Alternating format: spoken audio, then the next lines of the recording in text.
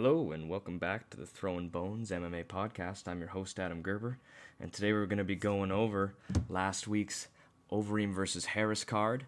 We're going to be maybe covering a little bit of beef this week outside. We haven't done a news segment in a while, but we'll see how much time we have.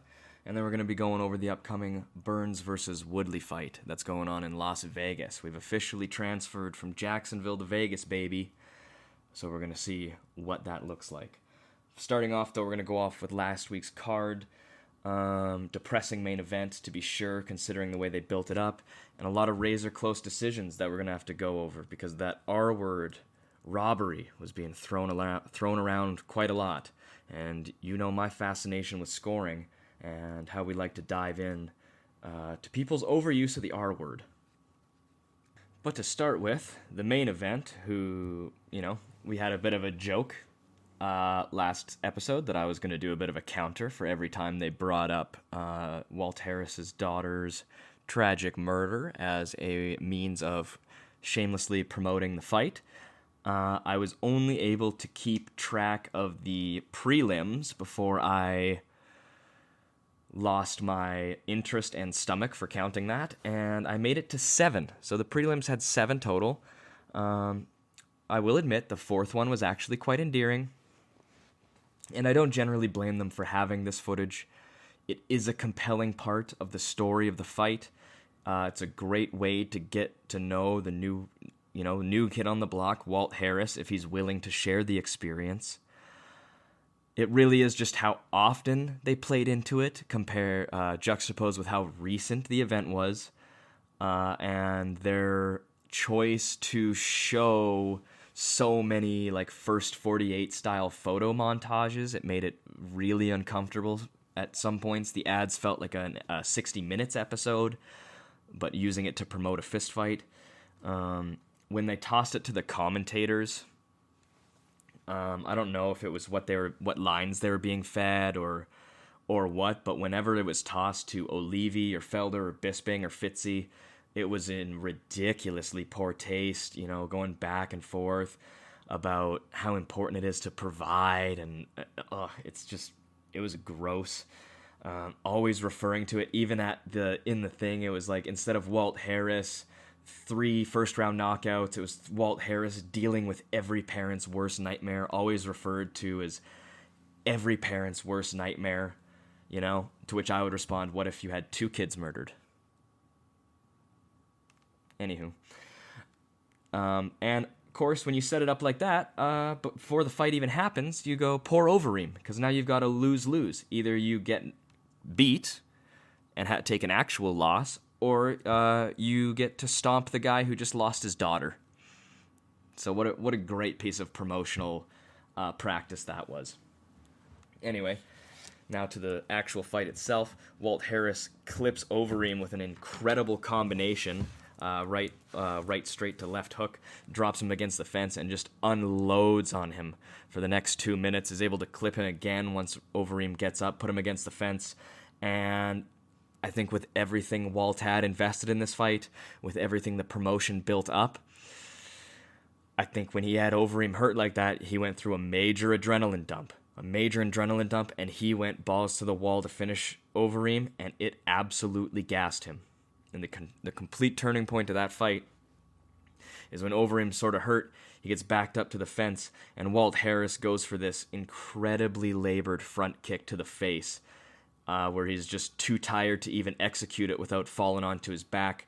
Overeem jumps on him, and the fight's honestly over from there. The fight took place on the canvas from there. Overeem landing ground and pound, and you could tell it was reserved ground and pound, the same way Glover was landing reserved ground and pound against Anthony Smith. For a different reason, I think. I don't think it was sympathetic because he couldn't defend himself. I honestly just think it was sympathetic to the situation. It could have been, I see where they were hedging their bets. It could have been such a triumphant story. But you have to think they were a little bit misguided in leaning into that for the promotion as much as they did.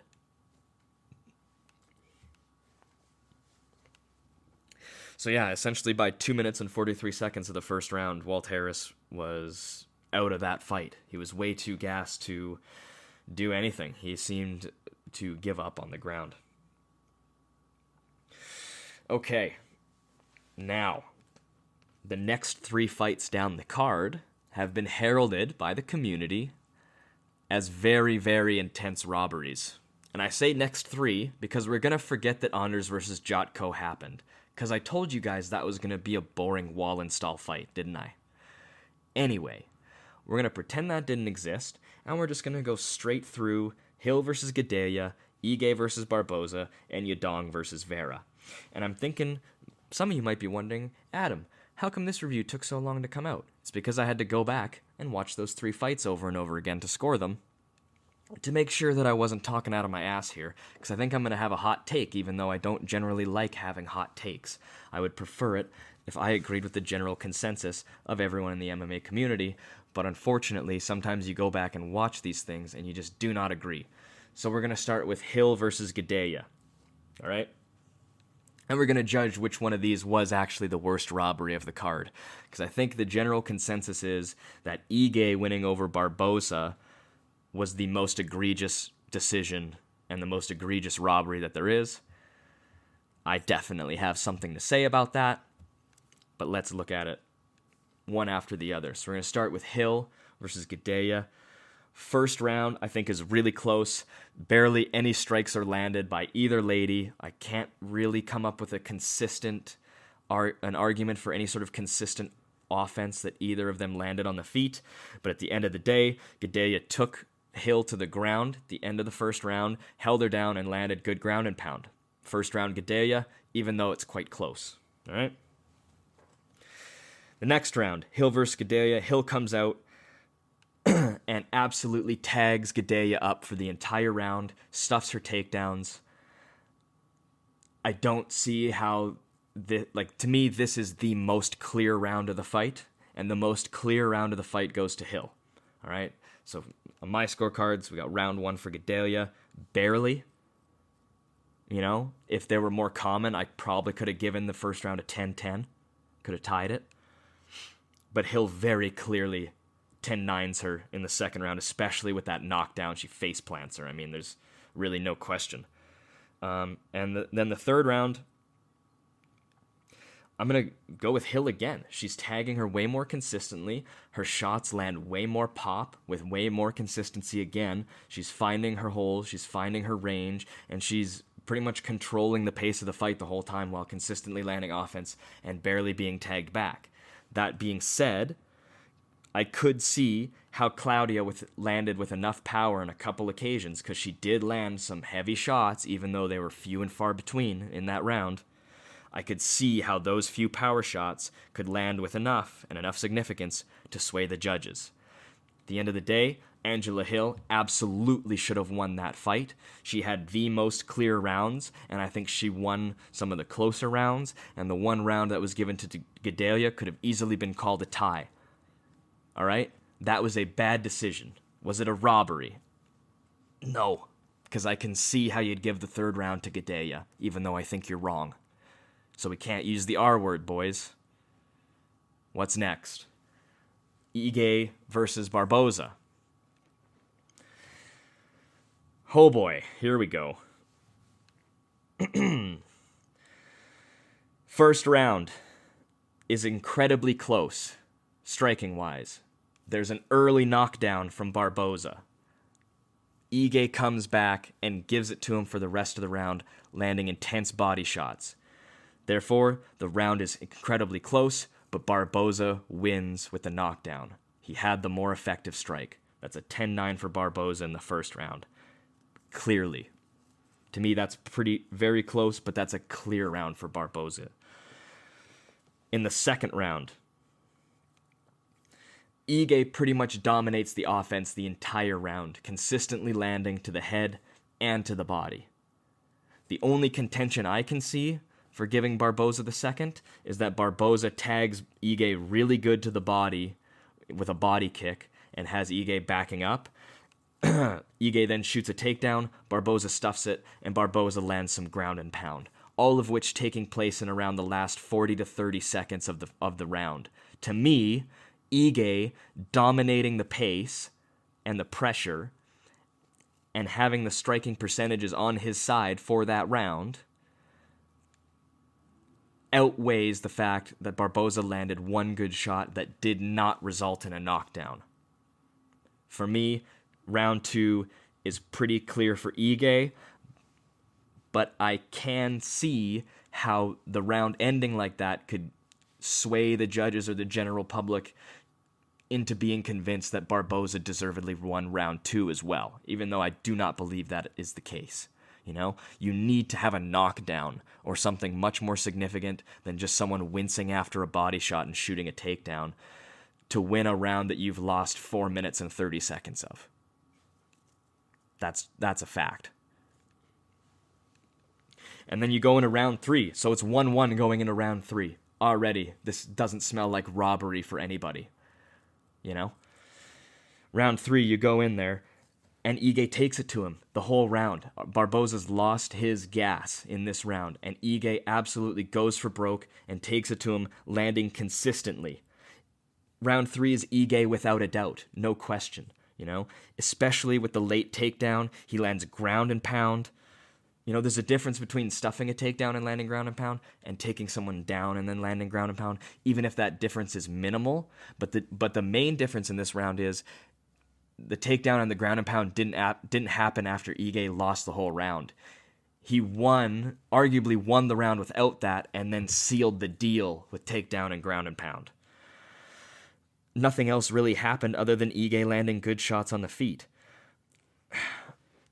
I think the fact that the end of the second ended the way it did gives people credence, and I also think the commentators did a bad job here, especially Felder. I think Felder coming in and saying that Barboza definitely won round 2 going into the third really swayed people's opinions on this fight, even though it's kind of clear that there's nothing definite about round 2.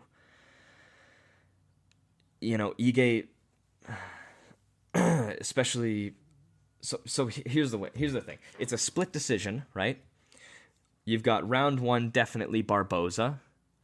Round 2, Ige wins most of it, and then Barboza has a really good moment in the last 30 seconds. That's your swing round, right? That's where what do you value, right? That's your what do you value round. And then Ige, without a doubt, wins the third. So this going to a split decision, and it being 29-28 either way, is absolutely not a robbery. I think this was simply a mixture of really poor commentating, and people think this is the biggest robbery on the card. No way, dude. No way. Like, this was probably one of the most fairly called fights on the card. As out of these 3, to me, this is the only one they got right.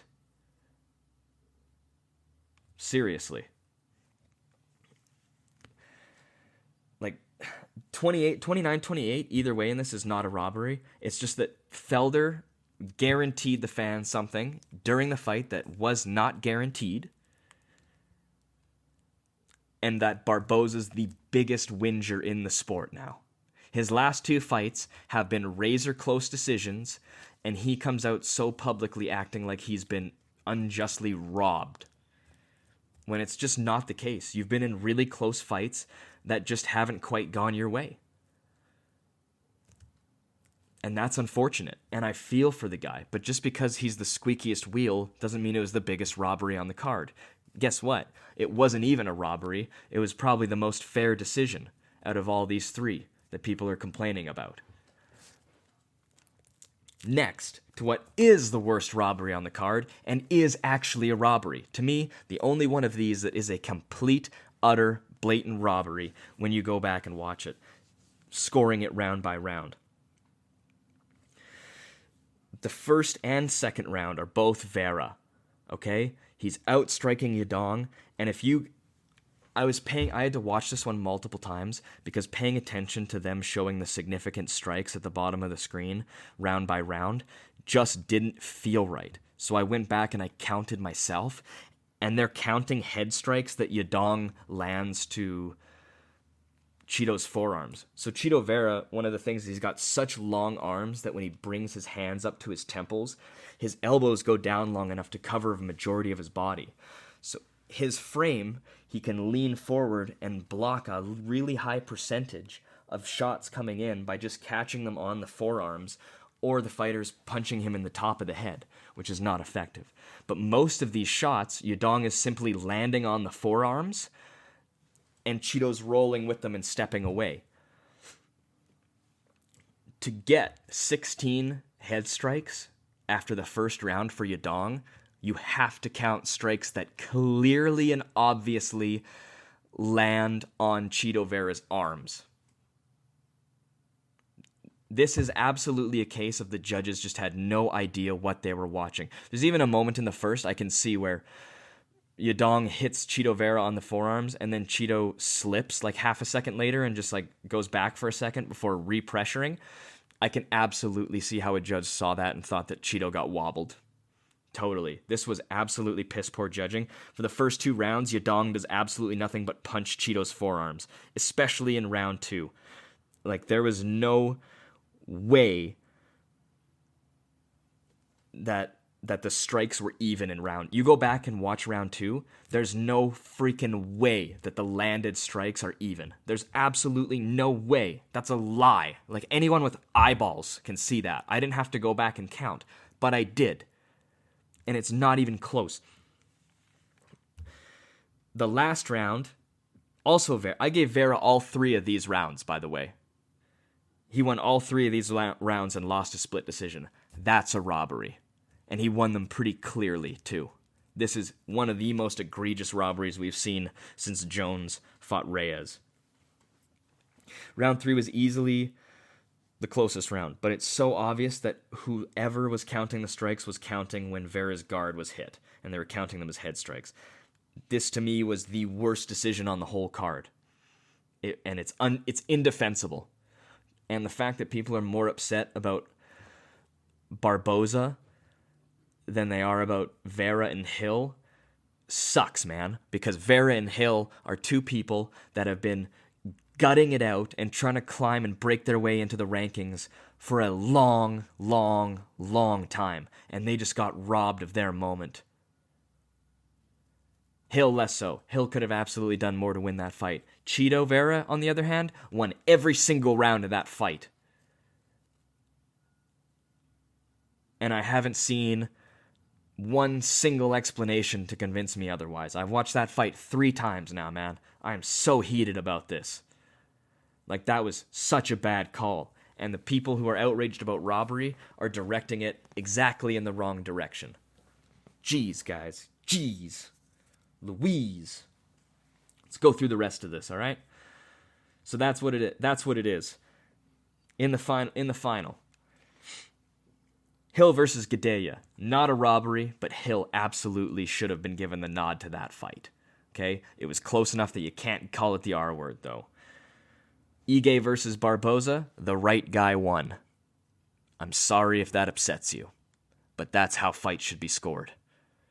And what a performance from Ige, by the way. Like, what a gutsy, gritty, do anything to win performance from Ige. Super impressive. Regardless of who you think won. But not a robbery, because the right guy won. And then next you've got this, something that should have been a 30-27 that ended up being a split decision going the other way. That's a robbery. That's the biggest robbery of the card. It's one of the biggest robberies of the year. Without a doubt. Let's see. What else happened? Let's keep working our way down the card. Matt Brown got absolutely knocked out, as predicted. Matt, please retire. Kevin Holland fought Anthony Hernandez. And here I have in my notes, in all caps, elbowing out of the clinch is my favorite. Just demolished Hernandez elbow, 2 knees to the gut, then a big right hook. And then Holland, of course, has the hilarious and weird Mickey Gall call out. He was going to be fighting this week on the Burns card, I think, but he got injured or couldn't cut the weight or something and couldn't make it. So he was going to have a quick turnaround, and then he didn't. Erwin Rivera versus Giga Chikadze. Remember when I told you that Giga was going to put on an absolute technical masterclass on this fella? Told you so. Wasn't this an absolutely spectacular display of distance management, clean technique, and being able to just pick your shots whenever and wherever you like? One thing I did love from Rivera, though, is that he obviously saw Rod Tang Haggerty 2 and decided that he was just going to jump over all the leg kicks instead of checking them. So I always love crazy people like that. Oh boy, this next one I got a lot of stuff to say. Darren Elkins versus Nate Landwehr. Now that we're talking, this honestly should have been involved in my robbery discussion there, because this to me was more egregious than even the Hill Gadea. If you're going to rank robberies from this card, it's Yadong winning over Vera, Landwehr winning over Elkins, Gadea winning over Hill, and then that's it. I'm not including Ige Barboza, because Ige should have won. I'm not even going to mention that anymore, man. Let's walk through this fight round by round, shall we? Note by note. First off, Landwehr starts. He's got horrible defense with absolutely no head movement, and his hands are down at his waist. Essentially, honestly, if he was fighting, essentially his strategy was let Elkins punch me in the face until he gets tired. And if this was Elkins from 2 to 3 years ago, that wouldn't have worked, because he used to have cardio for days. Elkins, you can see, though, is starting to slow down career-wise, and by the end of the first, he's already starting to slow down. Landwehr, everything I'm seeing from him technically kind of sucks, but his cardio looks fantastic, his power looks unreal, and his chin looks fantastic. I know I used fantastic as a descriptor there. I'm not going back. Essentially, what he did was he out-damaged the damage. Is that impressive? Yes, absolutely. I was impressed. Doesn't mean he should have won the fight when it went to a decision. Landwehr fights like he's in a hockey fight. I'd never seen this guy fight before, but he's constantly trying to set up the single collar tie and go for the Fry Takayama belt him out move, which I thought is hilarious. The guy is entertaining enough to watch. It's just he was acting like he was being so much better than he was when he was getting punched in the face over and over and over again by Darren frickin' Elkins. He's really lucky that Elkins isn't known for his power, or else he would have been knocked out multiple times in this fight. It's my opinion that if Landwehr fights like this against everybody, he will be knocked unconscious in his next couple fights. It will be soon. Not to mention, Landwehr gets the good end of 3 cheeky nodders as Elkin comes in. That definitely doesn't help. After the second round, in between rounds, one of my favorite moments from this fight is Elkin's corner is bleeped the entire time, only for it to cut back in the audio just for the corner to yell, "You're the fucking damage, baby!" And then it goes right back to being completely censored, and then they just go, you know what, it's not worth it, and they just cut straight to the other corner. The guy who's in charge of censoring stuff for sure got fired last week for that.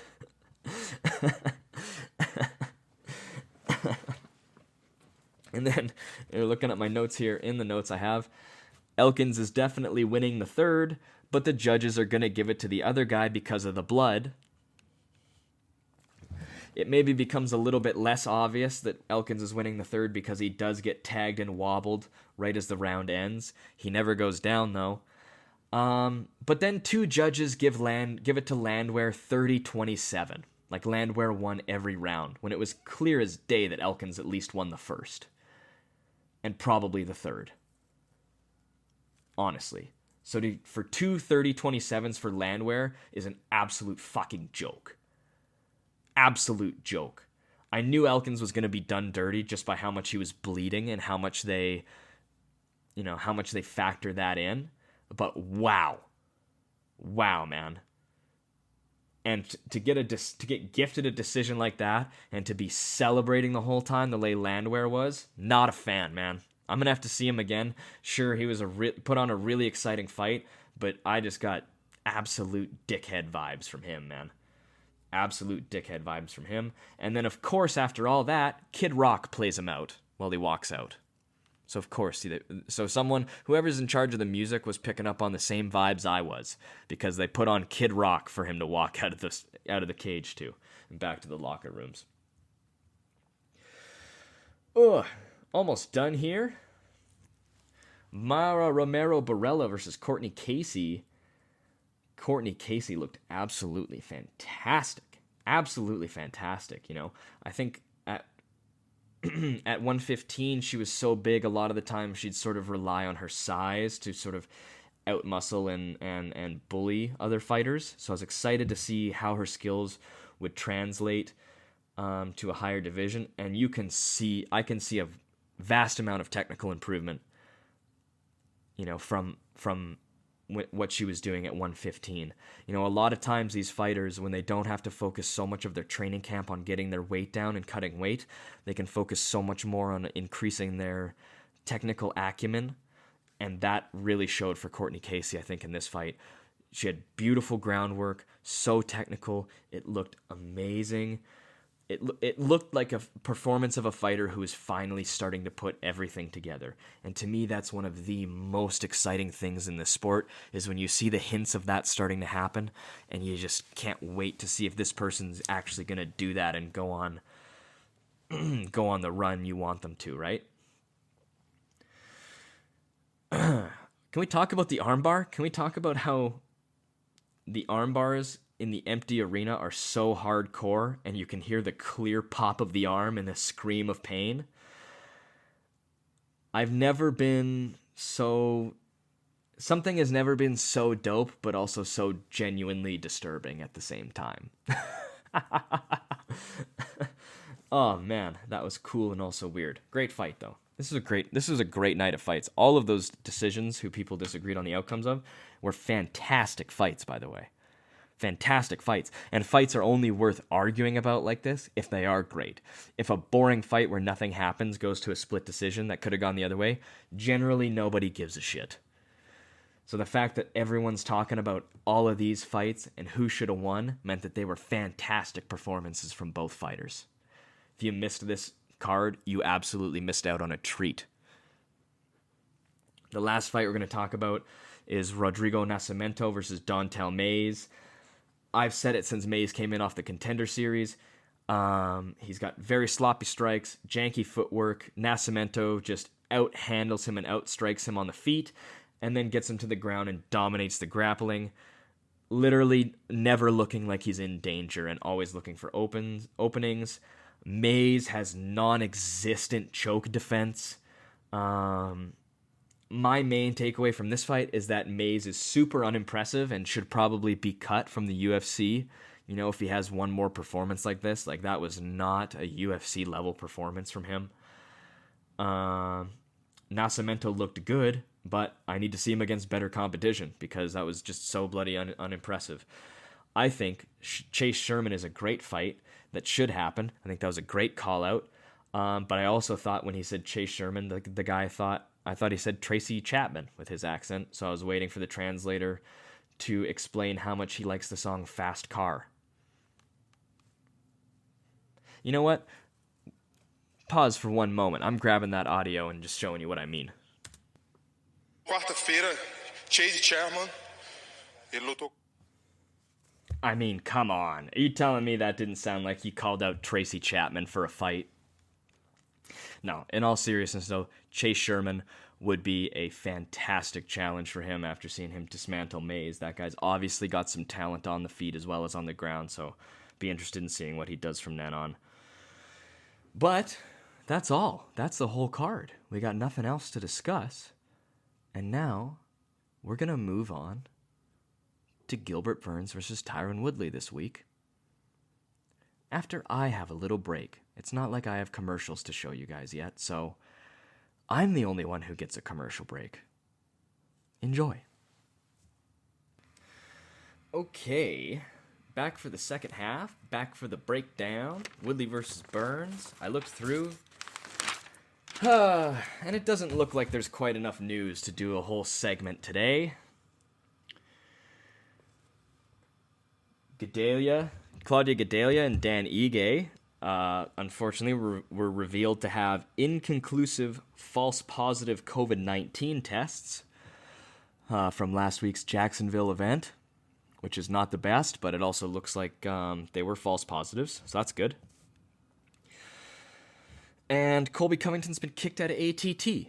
I could spend a lot of time talking about that and my opinion and my thoughts and on that, but I think I'm going to write a pretty lengthy article on Colby Covington's career pretty soon. We're going to get back to that article writing any day now, and I think I'm going to save my thoughts for that, honestly. I think they'll be much more eloquently expressed there.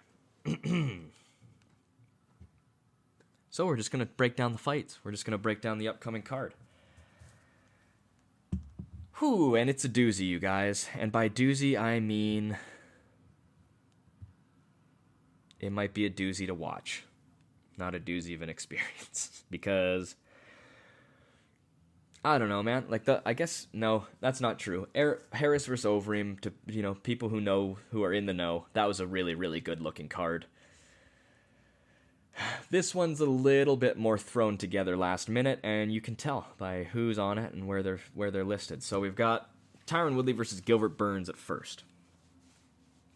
And I'm going to spend a majority of this episode, I think, breaking down this fight, because I think Gilbert Burns is not getting the respect that he deserves as a challenger. I think a lot of people are taking this as a tune-up fight for Woodley and a given, and just sort of something that's going to keep him busy while they can get his true challengers in check. Luckily, though, both of these men have a common opponent. And now, even though MMA math doesn't always add up, the only way you can really gauge potential matchups are looking at the fighter's skills and how those skills have come to fruition against common opponents.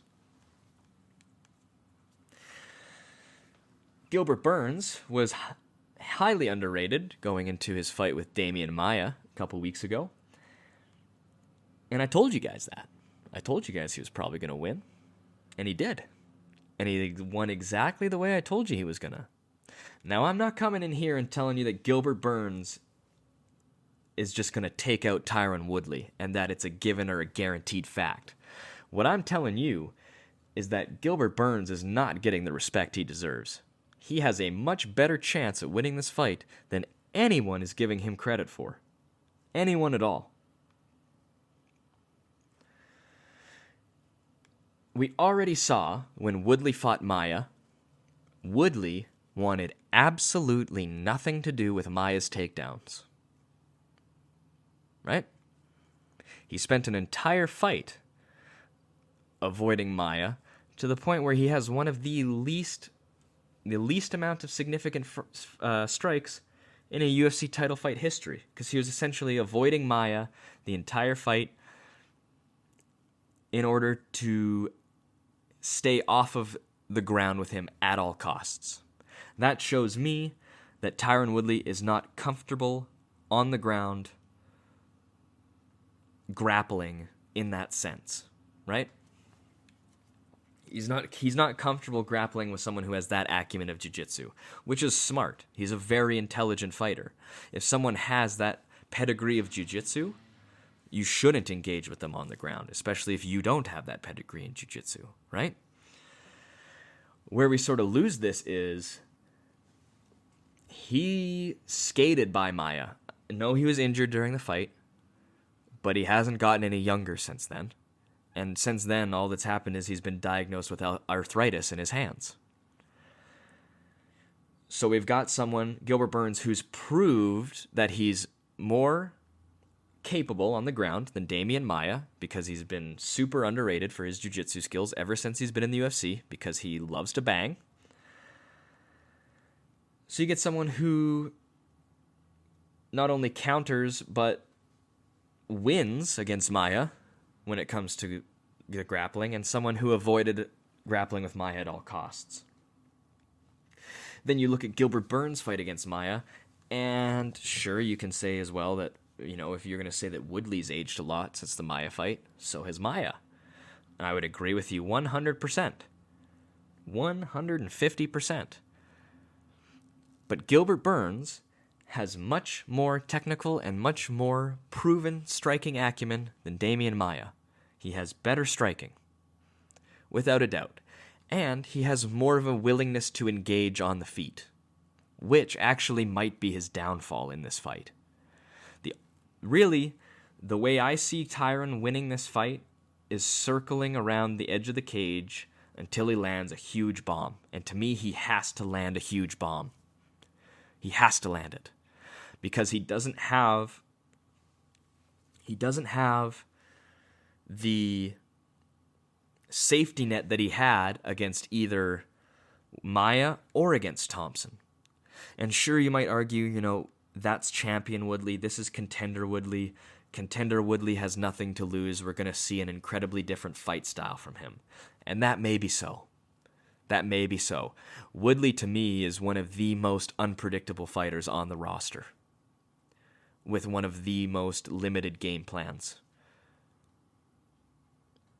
You never know how he's going to execute it, but you know exactly what he's capable of and what he's going to do and what he's looking for at all times. It's a very interesting problem to solve, because if he explodes on you, chances are you're out, right? But against Wonderboy, he was incredibly worried about getting picked apart on the feet, so he relied on his wrestling. Against Maia, he was worried about engaging in grappling scenarios, so he exclusively engaged on the feet. All right? With Gilbert Burns, Burns always has the option to get into a grappling fight and to tie up with Woodley, while at the same time having enough of a striking acumen that I don't think Woodley's just going to be able to skate by using the stand-up as a safety net like he was able to against Maia. I think this is going to be a much more challenging fight for Woodley than people are giving credit. And I'm very excited to see how it turns out. This fight is hard to call. I'd love to see Burns get this win. I'd absolutely love to see Burns get this win. This would be huge for him in his career. If Tyron Woodley wins, it's because he lands a huge bomb. The skills that Burns brings to the table, I don't think he'll just be able to skate around the outside of the ring for 25 minutes and come out of here with the W. I just don't think that that's going to be an option for him, and he's used it as a safety net too many times before for me to reliably predict that Woodley's going to bring some other type of game plan to this fight. So for me, I just see more ways that Burns wins. I think if it goes all the way to a decision, I think Burns can take it. I think he has a capability to put out a higher output than Tyrone is willing to do. If the fight ends in submission, I think it's Burns. And if the fight ends in knockout, Woodley is more likely, but I also think Burns is capable of a KO. To me, I just see more ways that Burns wins this fight, but I'm not completely willing to predict that he's going to win this 100%. I just think he's being written off as a tune-up fight when this is a real challenge for Woodley. And unfortunately, because of that, if Woodley loses, his reputation's going to take a much more massive hit than it should. On the other hand, Burns stands to gain so much credibility from this win. To me, even if the rest of the card doesn't seem to deliver, and on paper, let me tell you, it doesn't, this main event alone is worth your time. This will be a fantastic main event. So many questions to answer, and just a wonderfully unique matchup. I'm so excited for this fight, and I'm so excited for Burns to have the opportunity, and I'm so excited to see if Woodley's going to get back to his ass-beating ways. You know, he became champion, became a rapper, let out a song called I'll Beat Yo Ass, and then proceeded to do, pound for pound, the least amount of ass beating out of any champion on the roster. So I want to know if he's going to get back to it. This is an incredibly intriguing matchup. and I have nothing else to say because it's such a enigma to me, so I'm going to move on to the rest of the card now. Blagoy Ivanov versus Augusto Sakai. That's going to be a fight, I guess. You hope Augusto Sakai is going to be able to take over. He looks like a promising enough prospect, but you know that if Blagoy Ivanov takes over and gets the W, it is going to be a slow, arduous decision. And that's it. So hopefully Augusto Sakai can bring her home with a knockout or submission. I have a hard time seeing anyone submitting Blagoy Ivanov. His submission defense and offense is absolutely impeccable. I'm pretty sure the guy submitted Fedor in Sambo, so there's only one way that's going to happen, right? Next, we got Billy Quarantillo versus Spike Carlyle, and I've got no idea who Billy Quarantillo is. Looks like he's coming off the Contender Series. I remember Spike Carlyle from his last outing. He was incredibly exciting, cracking up dudes with elbows. I'm excited to see Spike Carlyle again. That's all I have to say about that. Roosevelt Roberts versus Brock Weaver. Been super impressed by Roosevelt Roberts. I've been super unimpressed by Brock Weaver. To me, this is easily the biggest squash match on the card. I don't think this is even going to be a competition. Roosevelt Roberts easily taking that one. Next, we got Mackenzie Dern versus Hannah Cyphers. Hannah Cyphers is going to get submitted. The end. Caitlin Chukagian, fresh off of her loss to Valentina Shevchenko. Valentina Shevchenko's sister, Antonina Shevchenko, is trying to pick up her sloppy seconds. So good for Caitlin Chukagian fighting both of the Shevchenko sisters in a row. I think this one's going to go quite differently because I really don't think Antonina Shevchenko has the capability that her sister has. She's not going to be able to bring the intensity or the power, and she doesn't have the technical acumen.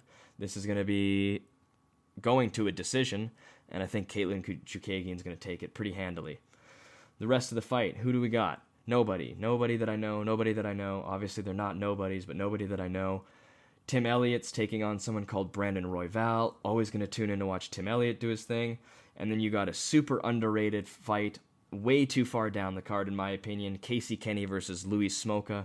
Probably going to end up being one of the more entertaining fights of the card and should easily be on the main card, getting the respect and the promotion that it deserves. But instead, it's the second fight of the night, so you're going to have to show up early if you want to see probably the biggest contender for fight of the night going in. Easily the most evenly matched. So there you go. There's the upcoming Woodley versus Burns card. Some things to be excited about, but not as much as you had last week. Hopefully everyone enjoys it. I'll see you next week.